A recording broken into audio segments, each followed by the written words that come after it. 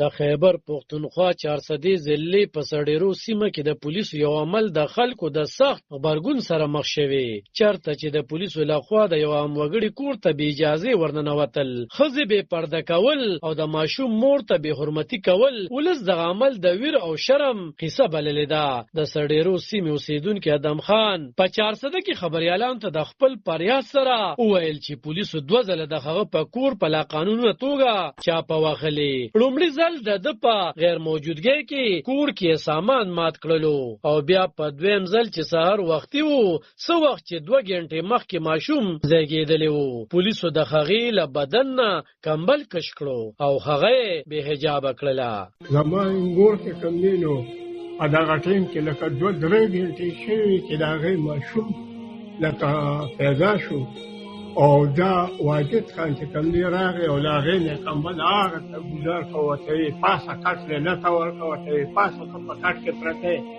ادم خان ویل چې پولیسو نه یوازې د هغه د کور د زنانو ناموس تار کړو، بلکې د کور سامان لکه فریج، بیټري او د مرحومې مور یوه توله کالي هم له ځان سره یوړلو. دوی ویل چې کله یې د پولیسو د دغه عمل مخه ونیوله نو پولیسو سخت ووهه، د کرش او باجرې په ډیري راخ کو او بیا یې حوالات کې واچو.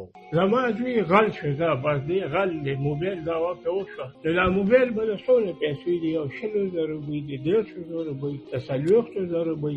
SHO صاحب ته ما ته ویلو چې دغسې کار دی نو ما به خیر دی زه به دغه سړو له ورکړي وم. هغه سړي ما ته بېګا سره پته ولګېده چې یاره دغه ځای کې کور دی. دوی یو کس بل نیولو او هغه باندې دغه کوو، هغه یې پرېښود. اوس چې کوم دی بیا زما په دوی باندې چې کوم دی دغه نو ډېره د افسوس خبره ده.